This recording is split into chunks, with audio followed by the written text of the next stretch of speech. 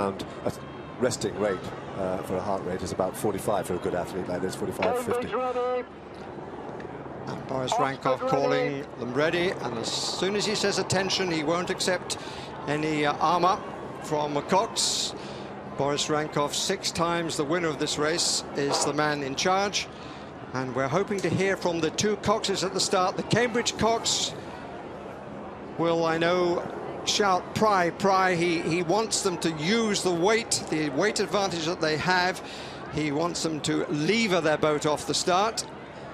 And that's using the whole body, not just pulling with the arms. Draw, if we hear it, will be the shout from Asa Nethercott, who's nearer the camera. We're looking from Bishop's Park, so that's the opposite side to the boathouses. And Asa Nethercott at the moment not happy. Neither Cox is happy, but they won't be allowed second thoughts. Boris Rankov poised. Jim Amartyan with a few words to his crew. Relaxed Tim Vuga in front. The 149th race waiting to get underway. Cambridge 77, Oxford 70.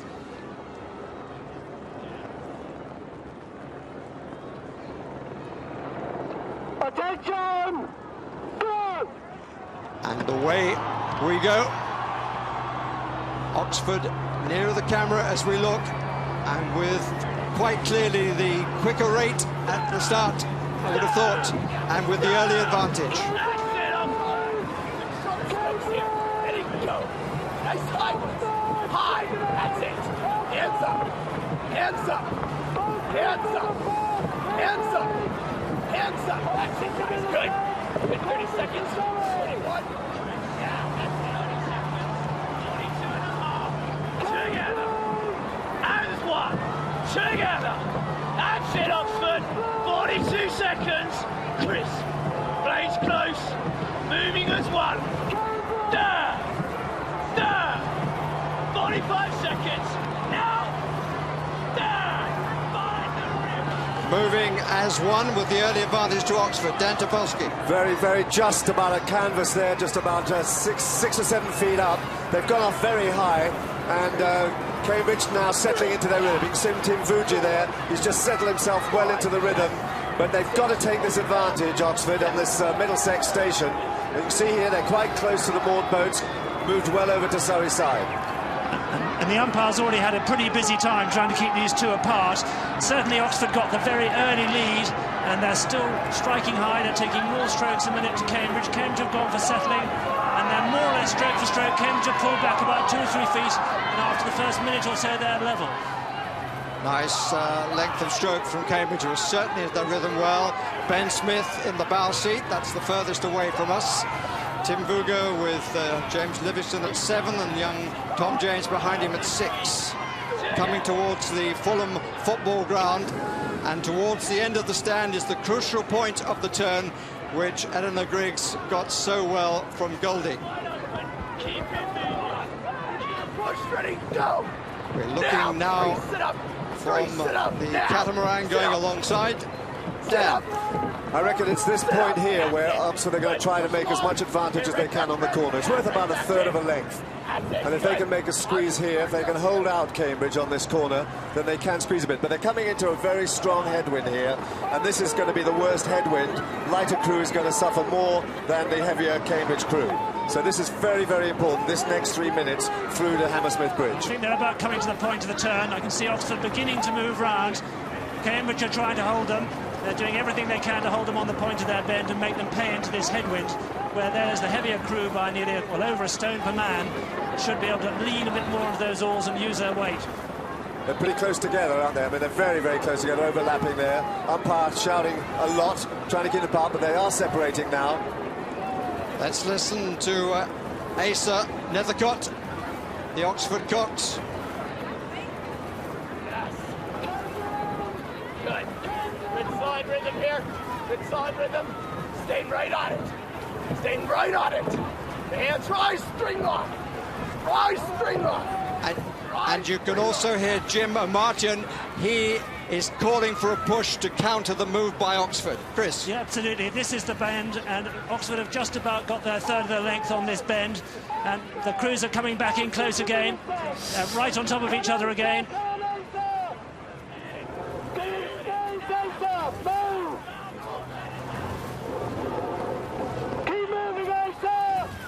Touched. She has to touch then. And a bit of a lift on the feather from Cambridge on their bow side. The umpires certainly worked very hard with these crews to try and keep them apart in training rows. He warned them about keeping apart, but they're right on top of each other. Cambridge are going to try and squeeze back into this race over the next 2 minutes, because their bend will come into play as they reach the Harrods Wall, which is about 2.5 minutes away from now.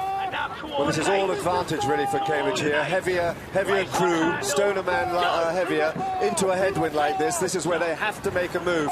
Then the advantage comes onto them. So for the next 5 minutes, it's all Cambridge's advantage. So what we're going to have to see here now is how Oxford can hold this powerful Cambridge crew. And certainly Oxford have steered well off. I think they must have been pushed over by the umpire. They were. Put on some steep rudder just now, which would have acted as a brake and certainly slowed them a bit. And Cambridge have now come through, and I would have thought they must be just about level again. I think Cambridge are in the position they would have wanted to be. It's been a good response to the move made by Oxford, and that certainly was costly for Asa Nethercott. Very costly. That when you have to make a move like that, if you start to steer in and out, you start to zigzag, not good idea, not a good idea at all. But they're very, very close together, working very hard into this headwind. But again, they've had to, the umpires warned them, they've had to move apart again. I think Oxford... 5, 6, level, 7, give me that leg to 5, 8, move, 9, 35, 10, 8, Cambridge to 2.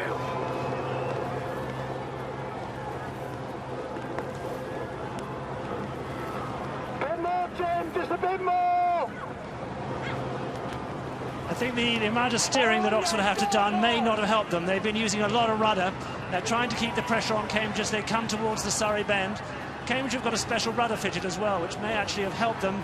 They put less stop on their boat with their special fin and rudder onto the boat. Oxford, as you see there, with the advantage at the milepost, but nothing in it. And Cambridge have pushed since then.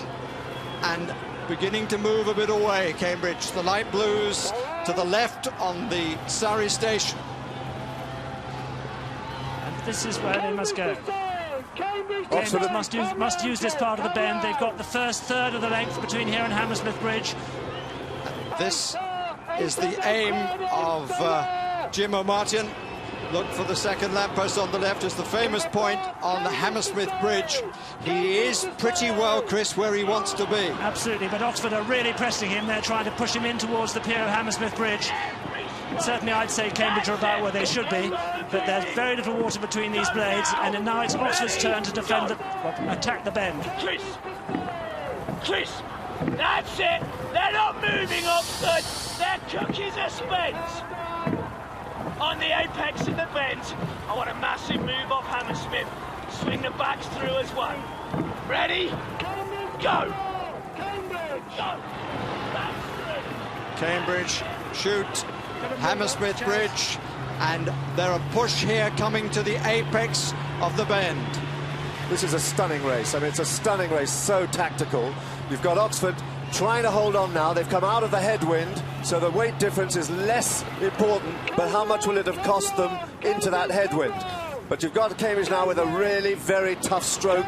This man, Matt Smith, at stroke is not a loser. They're all very good racers, but how much has this headwind cost them? They're now on the outside of the corner, and they have to try to hold Cambridge round this corner, keep that overlap until they get to the top of the corner, and then the advantage starts to move towards their side, and that's terribly important. And Cambridge really need to try and take another third of a length or so in the next minute, minute and a half.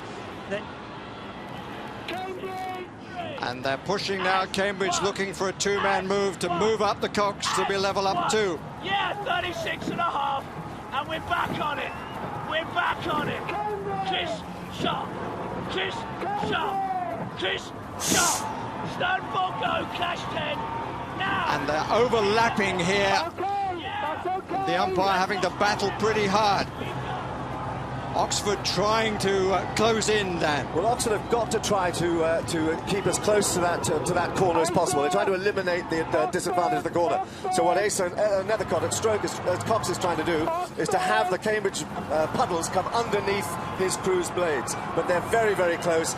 His two-man is losing this stroke all the time because he's touching the Cambridge seven-man's blade, and that is really not very helpful. But they're coming out now to the top of the corner. There's still an overlap. It's very, very close and very exciting. They're really pushing it right to the edge here. There could be disaster at any time because the overlap is very, very tight. Now we're seeing the boat times. speeds.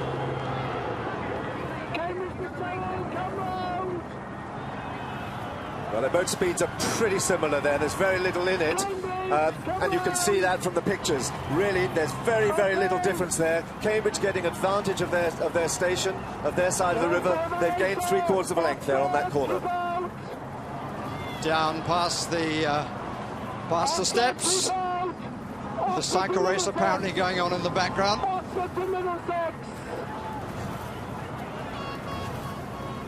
Cambridge haven't broken clear at this stage. Oxford have really hung on to them. The next 2 or 3 minutes could be very interesting to see if Cambridge can get away. Their bend is running out, Oxford. Oxford's here. Oxford are going to win this.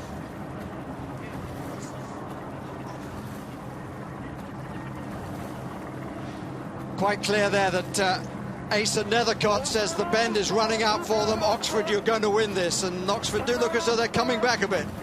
Oxford have come back to half a length. Quite extraordinary holding on to that corner, and they're a lighter crew. They've got the wind behind them now, so that disadvantage, that weight disadvantage, is not going to hurt so much. John Adams and Baz Dixon in the bow of the boat. Now seeing a bit more of the Cambridge boat again. And that certainly will strengthen their resolve. Cambridge have actually now got to try and push again. They've got to get a little bit further away if they're going to get round this Surrey bend and hold advantage, because they're not very far away from the bend returning to Oxford's favour.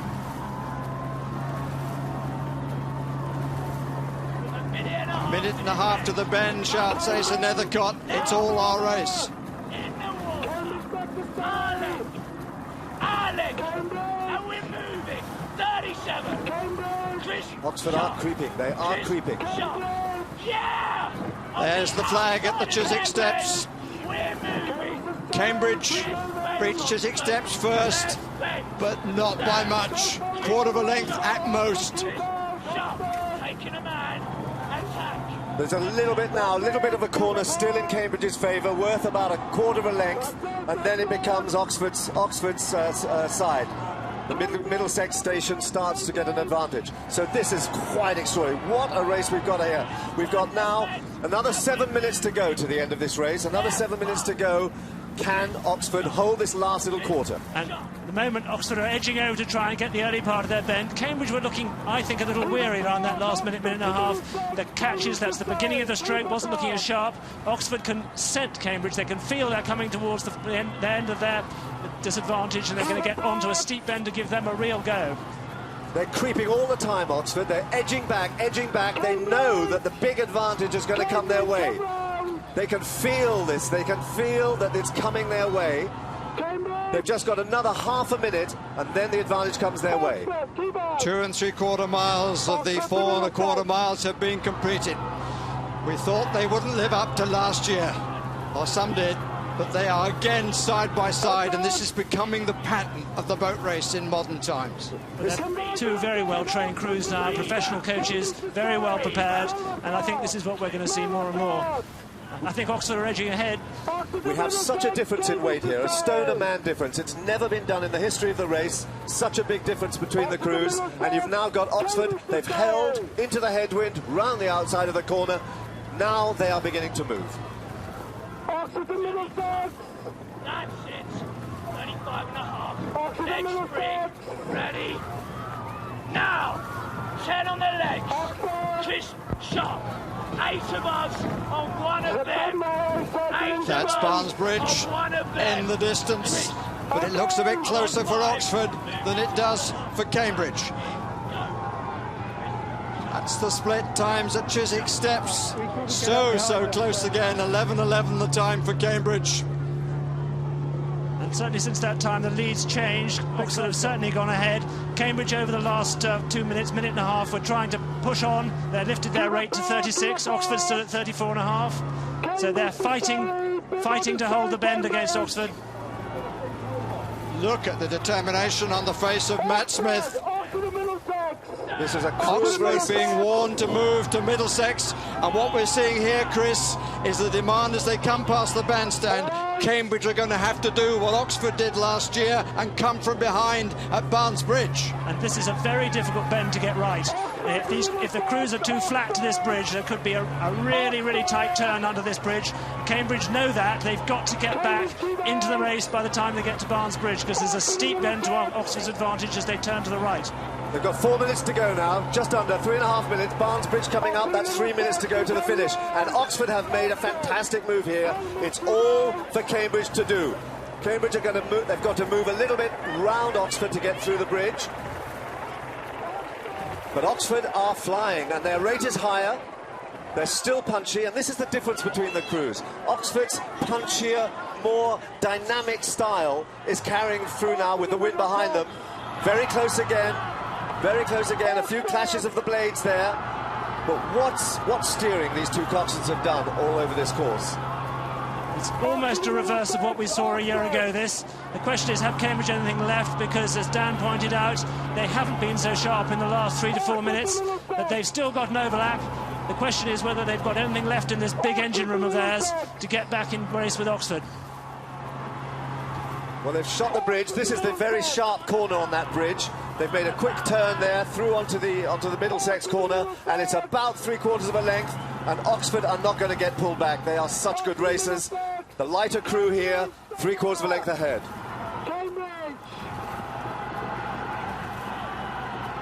Go! Spin rebounds! Focus! Eyes wide open! Well, last year it was one from the outside of the last bend from Barnes Bridge. Digging deep are Cambridge, led by Tim Brugger, and there's a real push coming here from Cambridge. Jim Martin calling for the push. It's got a bit closer. Definitely Cambridge have closed the gap again. It's back from 2/3 to about half a length. I don't know where Cambridge are finding it, but they've certainly dug in, and now the advantage of the Barnes Bridge to Oxford is more or less run out. It's very much a straight run in for the next minute and a half. Only 3 times in history has it been done, a win from behind at Barnes Bridge. The second time last year. Well, now is this weight. Now the weight is going to tell.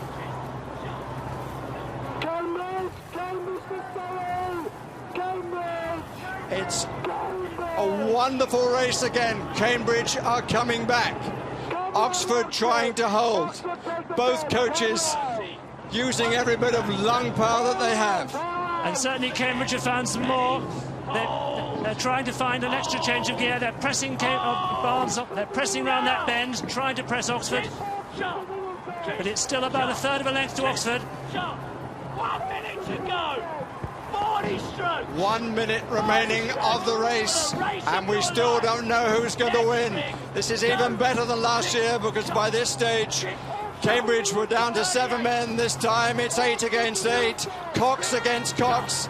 Oxford holding on, Cambridge desperately trying to close the gap. What a finish in prospect here. That's Chiswick Bridge in the background. The grit of the teeth of Smith and Livingston. Livingston in the Cambridge race. Oxford holding on then. This is extraordinary stuff. I mean, it really is about a minute to go. Oxford are trying to hold on. That weight difference really telling here as Cambridge come round on the outside. The bend is unrolling now. The bend is unrolling. It's still about half a length. Quite extraordinary finishing here. What a race we've had. A coxswain's race, a stroke man's race, and Cambridge still coming. Cambridge coming back again now. It's still their race, possibly. Oxford are holding on there, but it's closing very much, but there's only about 10 strokes left to row. This is a great finishing rhythm from Cambridge, but Oxford holding on. Cambridge closing. Oxford coming to the finishing post. This is going to be an unbelievable finish. Oxford have won. Oxford have won. Cambridge so close. Oh, they can't believe it. Neither crew. One of the greatest finishes of all time. barely more than the canvas. Oh, less. It was a dead heat almost. I think it was almost a dead heat. I mean, quite extraordinary. There was only a couple of feet in it. Certainly, if we were in an Olympic Games, you'd have a photo finish on that, because it was a question of the surge. Who got the stroke in? Well, let's check. It was so close, the dead heat that the families wanted. That's how close it was. Oxford, how much? Well, we don't know. We don't know how accurate that is. It's going to be down to Ben Kent, who's on the finishing line. He's the man who will be able to tell us who got across that line first. No official verdict has been given yet. Look back about 2 feet. That is the best race in history. Quite an extraordinary race, and we still don't know. And it's confirmed, Oxford are the winners. There's a handshake in the commentary box between Topolsky and Balliol. But good heavens, how can you talk about losers after a race like that? A magnificent effort between brother against brother, and two crews that just didn't know when they were beaten. Breathtaking, in the end, breathtaking stuff. Oxford make it for the second year running. I think we all knew it was going to be a very close race, this one, but no one, I think, could think that they could come back like that, to and fro, all the way to the line. Fantastic effort by both crews. Yeah. Tim Vuger, the Cambridge president, that says a lot. For Cambridge to come back around that out, for Cambridge coming back on the last corner there on the outside, quite extraordinary recovery there, moving back there.